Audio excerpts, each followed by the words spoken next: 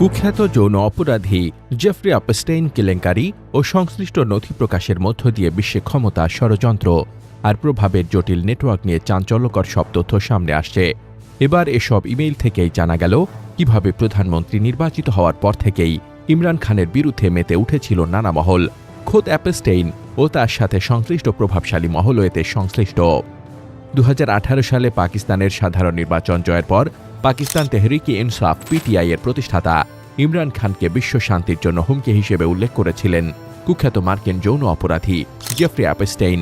আপস্টেইন কেলেঙ্কারি ঘিরে প্রকাশিত ইমেইলে চাঞ্চল্যকর এই তথ্য উঠে এসেছে। 2018 সালের 31 জুলাই অজ্ঞাত এক ব্যক্তির সঙ্গে ইমেইলে আলাপচারিতায় ইমরান খানকে নিয়ে মন্তব্য করেছিলেন আপস্টেইন। এর আগে 25 জুলাই নির্বাচনে জিতে পাকিস্তানে প্রধানমন্ত্রী হওয়ার পথ প্রশস্ত করেন ইমরান। অজ্ঞাত ওই ব্যক্তির সঙ্গে ইমরান ইস্যুতে অনেক কথাই বলতে শোনা যায় আপস্টেইনকে।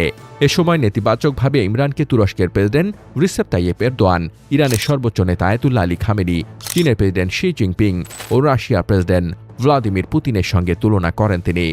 আপস্টেইন লেখেন, Imran Khan, Erdogan, Khomeini, she বা পুতিনের চেয়েও বিশ্ব শান্তির জন্য অনেক বড় হুমকি। মেইলের অপর প্রান্তে থাকা অজ্ঞাত ওই ব্যক্তি এরপর প্রশ্ন করেন, পাকিস্তানের ওই পপুলিস্ট অর্থাৎ জনতার মন জুগিয়ে চলা নেতা? উত্তরে আপস্টেইন হ্যাঁ সূচকভাবে লেখেন, নির্বাচনে তার জয়লাভ খুবই খারাপ খবর। ইমরান খান খুবই অযোগ্য। এ ধরনের কটাক্ষ করে আপস্টেইন আরও বলেন, ইমরানের সামনে ডোনাল্ড ট্রাম্পকেও আইনস্টাইনের মতো দেখায়। সত্য বলার ক্ষমতাই নেই তার, কট্টর ইসলামপন্থী। ওই কথোপকথনে আপস্টেইন ইমরান খানের ব্যক্তিগত জীবন নিয়েও কথা বলেন। সেখানে তার বিয়ে, আগের ক্রিকেট ক্যারিয়ার এবং জনতাকে সহজে আকৃষ্ট করা ও ক্ষুব্ধ করে তোলার ক্ষমতার কথা উল্লেখ করা হয়। পাকিস্তান ও ইমরান খান ইস্যুতে আপস্টেইন আরও লেখেন, অনেক পারমাণবিক অস্ত্র আছে, এরদোয়ান বা খামেনির কাছে নেই। ইমরান খান আবার দুই বন্ধুকে বিয়ে করেছিলেন, একজন জিমি গোল্ডস্মিথের কন্যা, যিনি খুব ধনী। জিমি গোল্ডস্মিথের কন্যাকে ধর্ম বদলাতে বাধ্য করেছিল নির্বোধ ইমরান। আপস্টেইনের একটি ইমেইলে ইঙ্গিত পাওয়া যায়, নির্বাচন জয়ের পর অর্থাৎ 2018 সাল থেকেই ইমরান খান ও তার দলকে সরিয়ে দিতে নানা পরিকল্পনা করা হচ্ছিল। এমনকি অভ্যুত্থানের মাধ্যমে তাকে ক্ষমতা থেকে সরানোর চিন্তাও করা হয়। পরবর্তী সময় 2022 সালে পার্লামেন্টে অনাস্থা ভোটের মাধ্যমে ক্ষমতাচ্যুত হন ইমরান। 2023 সালের আগস্ট থেকে কারাবন্দী তিনি। সেখানে অত্যন্ত মানবেতরভাবে বন্দী রাখা হয়েছে তাকে। ডেথ সেলে রেখে তার উপর নির্যাতন, নিপীড়নের গুরুতর অভিযোগ তুলছে পরিবার। সম্প্রতি সাবেক প্রধানমন্ত্রী ইমরান খানের দৃষ্টিশক্তি নিয়ে চরম উদ্বেগ প্রকাশ করেছে তার দল ও পরিবার।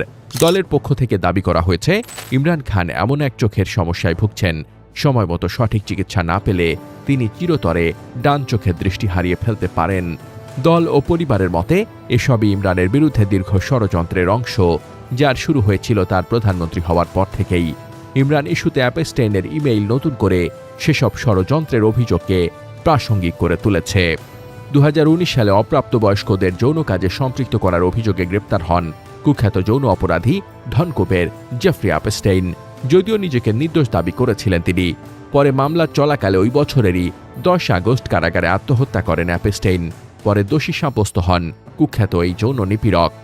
সাবেক মার্কিন প্রেসিডেন্ট বিল ক্লিন্টন, ব্রিটেনের প্রিন্স অ্যান্ড্রু, সৌদি যুবরাজ মোহাম্মদ বিন সালমান সহ গোটা দুনিয়ার প্রভাবশালী রাজনৈতিক নেতা, ব্যবসায়ীদের সাথে তার বন্ধুত্ব ছিল।